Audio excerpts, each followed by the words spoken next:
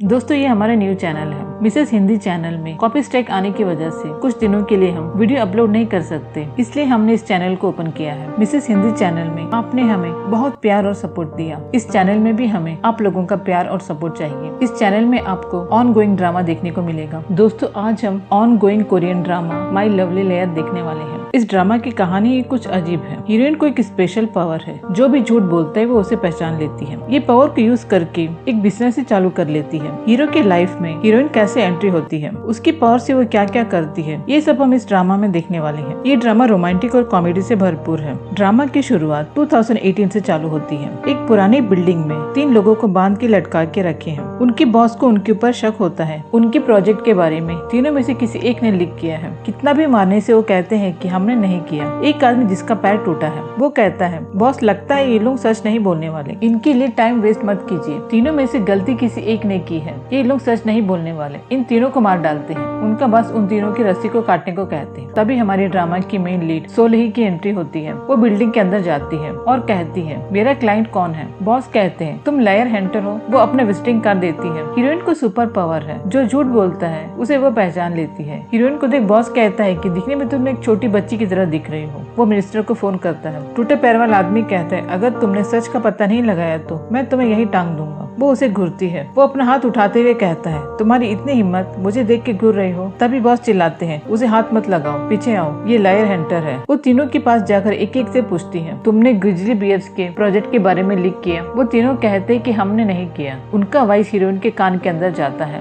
वो कहती सर ये तीनों सच बोल रहे हैं। टूटे पैर वाला आदमी कहता है सर ये लड़की की बात पर विश्वास मत कीजिए, हमें तो मालूम है कि इन तीनों में से एक गुनाहगार है। ये कहती है कि तीनों अपराधी नहीं है, हमारा टाइम वेस्ट हो रहा है। इन तीनों को मार डालते हैं। उसकी बातें सुन हीरोइन को उस आदमी पर शक होता है। वो कहती क्यों तुम अपराधी नहीं हो सकते, कहीं तुमने तो बॉस के सिगरेट को लीक नहीं किया। सब उसे मुड़ के देखते हैं। वो कहता मुझे क्यों देख रहे हो, मैं कैसे अपने बॉस के खिलाफ जा सकता हूँ, मैं बॉस का वफादार हूँ। बॉस कहते तो ठीक है, तुम कहो कि ये सिगरेट तुमने लीक नहीं किया। वो कहता है। उसकी आवाज हीरोइन के कान में जाती है। वो बॉस से कहती है ये झूठ बोल रहा है, इसी ने सिगरेट को लीक किया है। वो आदमी चिल्लाता है इस लड़की की बातों पर विश्वास मत कीजिए, ये झूठ बोल रही है। कुछ लोग आपको मारने आए थे, तब मैंने आपको बचाया था, जिस वजह से मेरा पैर टूट गया। वो बहुत इमोशनल से बातें करता है। हीरोइन पूछती क्या सच में तुम्हारा पैर टूटा है। बॉस पता लगा लेते कि उसका पैर टूटा नहीं है। सबको पता चल जाता है कि यही वो अक्यूज्ड है। सब उसे मारने लगते हैं। बॉस हीरोइन को पैसा देते हैं। वो वहाँ से जाती है। रेडियो में फुटबॉल मैच के बारे में अनाउंस करते हैं। ये सुन हीरोइन बहुत खुश होती है क्योंकि वो फुटबॉल मैच की फैन है।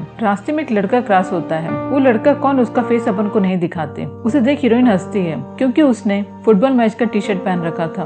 उस लड़के के हाथ में एक शर्ट रहता है जो खून से लथपथ है। नेक्स्ट डे मॉर्निंग हीरोइन बाहर आती है। वहाँ टूटे पैर वाला आदमी खड़ा रहता है। उसे मार के उसका पैर सच में तोड़ के रखे हैं। वो हीरोइन से कहता है इन सब का कारण तुम हो, मैं तुम्हें जिंदा नहीं छोड़ूंगा। उसे देख हीरोइन भागती है। वो उसका पीछा करते हुए कार में आता है। हीरोइन एक खेत में दौड़ने लगती है। वो आदमी भी हीरोइन के पीछे दौड़ते हुए आता है। हीरोइन एक बस में जाकर बैठ जाती है। बस में एक लड़का जो हमारे ड्रामा का हीरो किम है, उसके पास एक आदमी आकर कहता है मेरी बहन का मैसेज मेरे पास आया है, वो सुसाइड करने वाली है, हम दोनों उसे जाकर बचाते हैं। किम कहता है मुझे उस लड़की से कोई लेना देना नहीं, बहुत दिनों पहले हम दोनों का ब्रेकअप हो चुका है, अब हमारे बीच कुछ नहीं है। वो आदमी किम से कहता है कि कैसे इंसान हो तुमने उसे धोखा दिया, फिर भी वो तुम्हें माफ करके तुम्हारे साथ रहना चाहती है। किम कहता है मैंने ऐसे कुछ नहीं किया। वो आदमी किम को मारने लगता है। किम उस आदमी को रोकता भी नहीं है, मार खाते जाता है। ये देख हीरोइन उस आदमी से किम को बचाती है। वो आदमी पूछता है तुम कौन हो, इसकी नई गर्लफ्रेंड। हीरोइन कहती है हाँ मैं इसकी नई गर्लफ्रेंड हूँ। किम की समझ में नहीं आती कि क्यों मुझे बचा रही है। उस आदमी को हीरोइन बस से नीचे ढकेल देती है।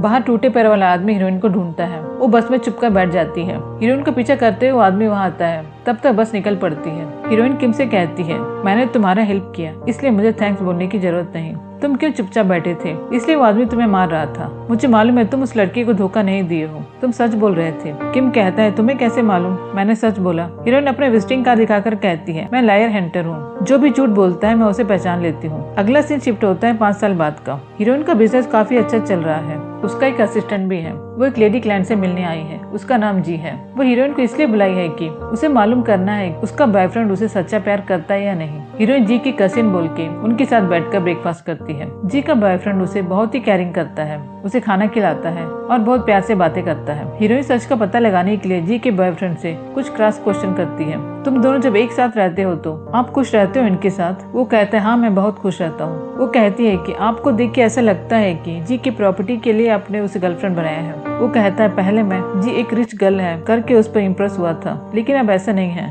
मैं जी से प्यार करता हूँ। तभी वह जी की मेड आती है। उसे देख हीरोइन कहती है आप प्रेग्नेंट हो। वो डर के अपने हाथ में लगे चीज को नीचे गिरा देती है। उसे देख जी का बॉयफ्रेंड घबराते हुए दौड़ के जाता है और पूछता है तुम्हें कुछ हुआ तो नहीं। मेड की प्रेगनेंसी का कारण जी का बॉयफ्रेंड है। जी की प्रॉपर्टीज के लिए उससे प्यार करने का नाटक करता है। इस सब बात हीरोइन जी को बता देती है। जी का बॉयफ्रेंड हीरोइन पर भड़क जाता है और उसे मारने जाता है। तभी वहाँ हीरोइन का असिस्टेंट आ जाता है और उसे धकेल देता है। दोनों वहाँ से जाने लगते हैं। जी अपने बॉयफ्रेंड से एक आखिरी सवाल पूछती है, अगर तुम इस सवाल का सच जवाब दोगे तो मैं तुम्हें माफ कर दूंगी। बताओ तुम किसे सच्चा प्यार करते हो, मुझे या मेड को। वो कहता है ये भी कोई पूछने की बात है। जी को देखकर कहता है मैं तुम्हें सच्चा प्यार करता हूँ। ये सुन हीरोइन जाते हुए कहती है ये अब भी झूठ बोल रहा है। जी उसके बॉयफ्रेंड को जम के पिटाई करती है। जाते समय हीरोइन कहती है क्लाइंट के पास से पैसा आने के कुछ टाइम होगा क्योंकि वो लेडी बहुत टेंशन में है। उसका असिस्टेंट कहता है आप क्यों ज्यादा पैसा कमाना चाहती हो, उसके पीछे कोई कारण है क्या। वो कहती है लग्जरी लाइफ जीने का मुझे कोई शौक नहीं, सोशल सर्विस के लिए ये काम मैं करती हूँ।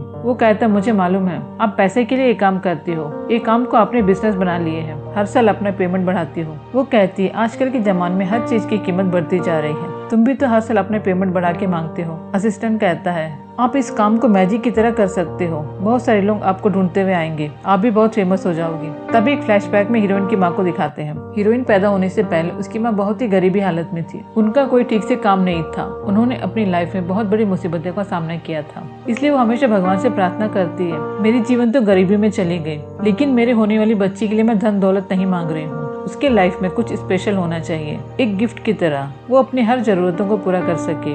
ऐसा कुछ अद्भुत कीजिए मेरी बेटी की लाइफ में। उसकी प्रार्थना से भगवान उसकी बेटी को स्पेशल पावर देते हैं। वो पैदा होते एक सुपर पावर के साथ पैदा होती है। जो भी बातें करता है उनकी आवाज सुन के वो सच बोल रहा है या झूठ पता लगा लेती है। हीरोइन जब छोटी थी वो अपनी माँ से एक टॉर्टोइस की टॉय लेकर देने की जिद करती है। उसकी माँ कहती है क्यों जिद कर रही हो, बाद में लेके दूंगी। वो कहती आप झूठ बोल रही हो, आप मुझे कभी लेके नहीं देने वाली। अब हीरोइन हाई स्कूल में पढ़ रही है। अभी भी उसकी फैमिली की हालत कुछ ठीक नहीं है। हीरोइन की माँ कहती है कि तुम पढ़ के एक लायर बन जाना, फिर अपने पावर से सारे केस को हैंडल करना। लेकिन ये बात हीरोइन को ठीक नहीं लगता।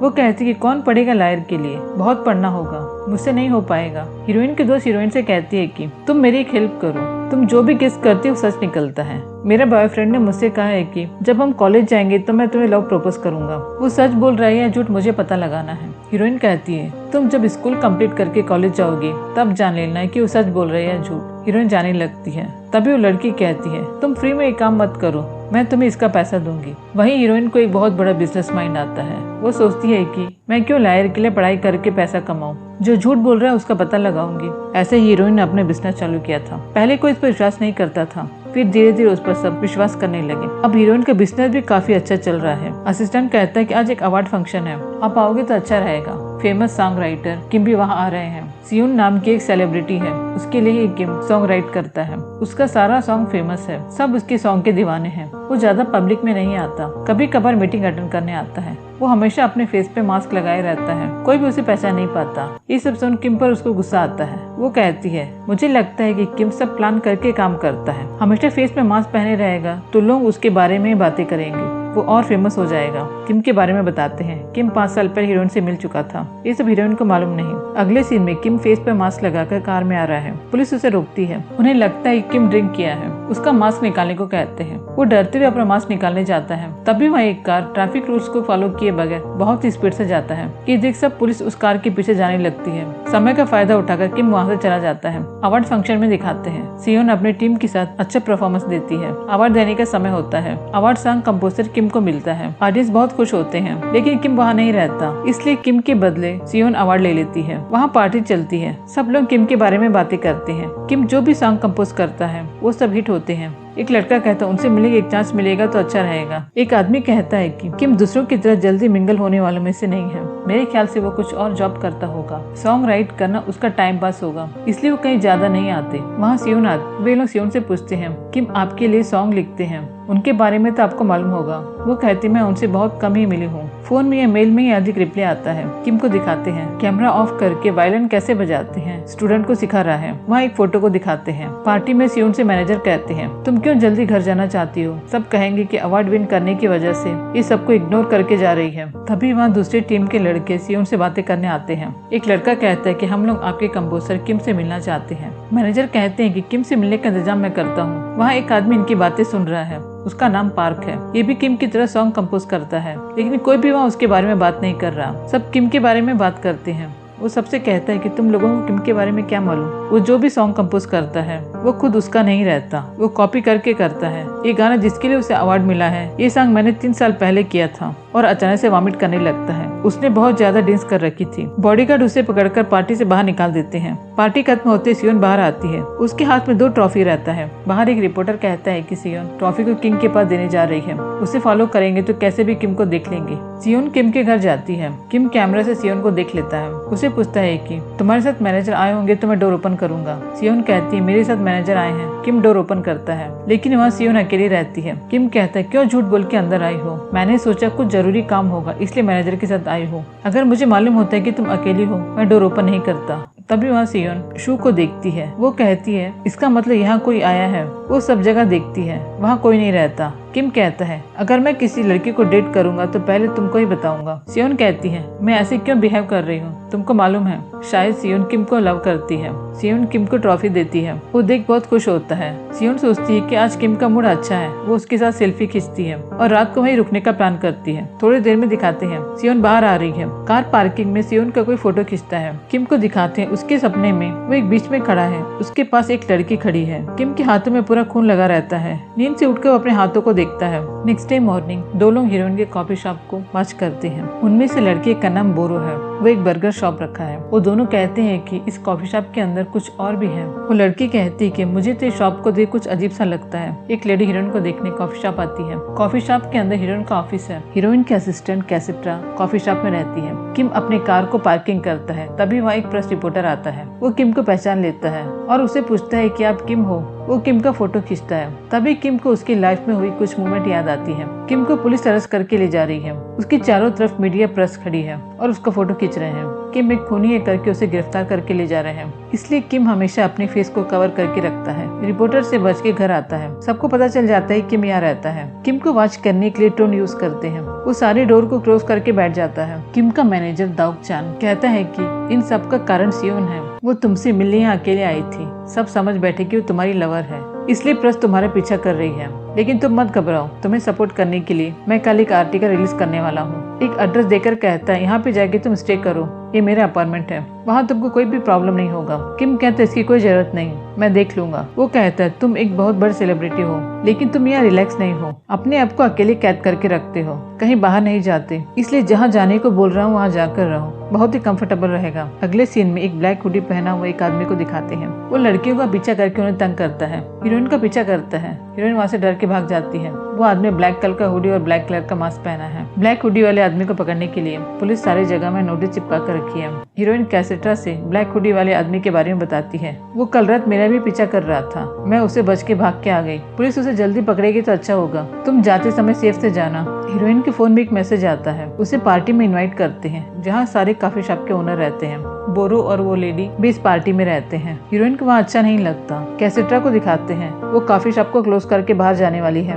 तभी वहाँ ब्लैक हुडी वाला आदमी उसे पकड़ लेता है। वो उसे धकेल कर भागती है, लेकिन वो एक जगह पर स्लिप होकर नीचे गिर जाती है और जोर जोर से चीखने लगती है। उसकी आवाज सुन पार्टी में बैठे लोग वहाँ आने लगते हैं। वो उस आदमी के ऊपर पेपर स्प्रे करती है। वो सबको देख के भाग जाता है। कैसेट्रा बताती है कि ब्लैक हुडी वाला आदमी उसे पकड़ लिया था, आप लोगों को देख के वो यहाँ से भाग गया। वो लोग उसका पीछा करते हुए जाते हैं। वे लोग ब्लैक हुडी और मास्क पहने हुए आदमी को पकड़ लेते हैं। तभी दिखाती है कि वो किम है। किम की समझ में नहीं आता है कि ये लोग उसी के पकड़े हैं। एक आदमी कहता है कि तुम ही वो आदमी हो जो लड़कियों को छेड़ते हो। किम कहता है मैं वो नहीं हूँ जिसे आप लोग ढूंढ रहे हो, लेकिन उसकी बातों पर कोई विश्वास नहीं करता। उसे मारने जाते हैं। किम का मास्क निकालने वाले हैं। तभी वहाँ हीरोइन आ जाती है और सबसे कहती है ये सच बोल रहा है, जिसे आप लोग ढूंढ रही है वो नहीं है। सब पूछते हैं तुम्हें कैसे मालूम। वो कहती मैं जो भी बोलती हूँ सच होता है। हीरोइन को देख के मुझे पहचान लेता है। कैसेट्रा कहती है कि ये वो आदमी नहीं है, क्योंकि मैंने उस आदमी के ऊपर पेपर स्प्रे किया था। उसके ऊपर पेपर का स्मेल आएगा, इसके ऊपर पेपर का स्मेल नहीं आ रहा है, वो यहीं कहीं होगा।